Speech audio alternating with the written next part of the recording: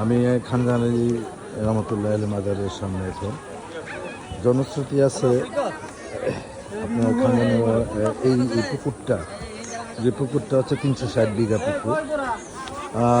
আমি আলাপ করে যেটা জানতে পারলাম এখানের প্রবীণ অথবা লোকজনের মুখ থেকে জানতে পারলাম, এরকম কয়েকটা বিঘা, যেটা একটা দিঘি আছে আপনার 60 গম্বুজের পরেও একটা দিঘি আছে, 7 দিনে নাকি এই দিঘিগুলি কাটা হয়েছে।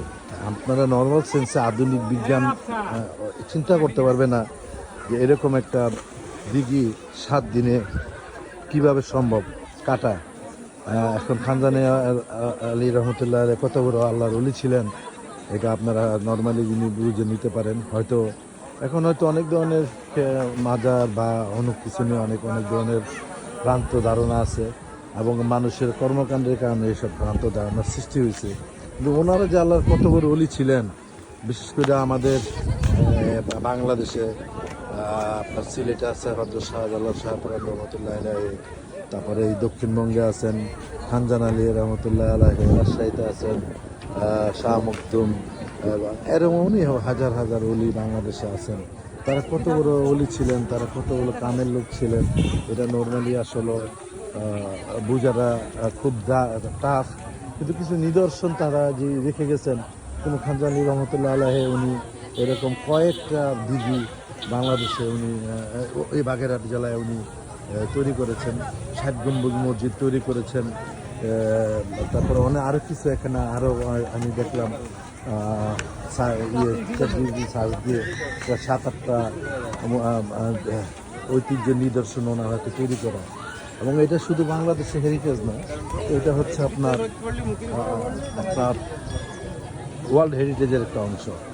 তাই আমরা আসলে আল্লাহর ওলিদেরকে স্মরণ করি, ওনাদের হাত ধরে আমাদের এই উপমহাদেশে যে বিশেষ করে বাংলাদেশে মুসলমানদের যে জাগরণ, সেটা অবশ্যই অস্বীকার হওয়ার কিছু নেই। এখানে ইসলামটা ওনাদের হাত ধরে, ওলি আল্লাহদের হাত ধরে বাংলাদেশে ইসলামের আপনার প্রবর্তন হয়েছে। আমরা যারা বিভিন্ন ধরনের ভ্রান্ত ধারণা নিয়ে থাকি, আল্লাহর ওলির মাজারদেরকে যারা উল্টাপাল্টা কথা বলেন, তারাও আশা করি বুঝে বলবেন।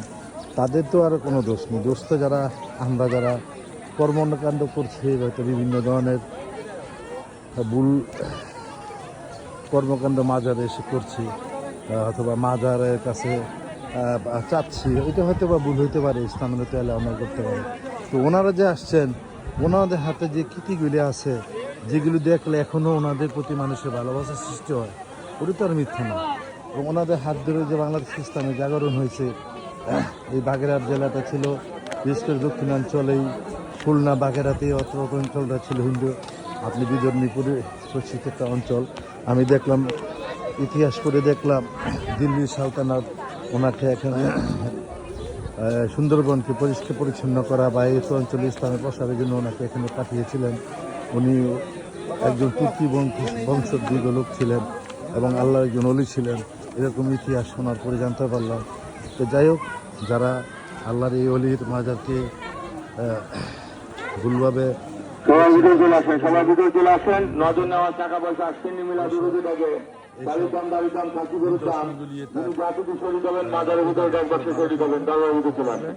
সাবধানে থাকবেন, নিরাপদ থাকবেন। আসসালামু আলাইকুম।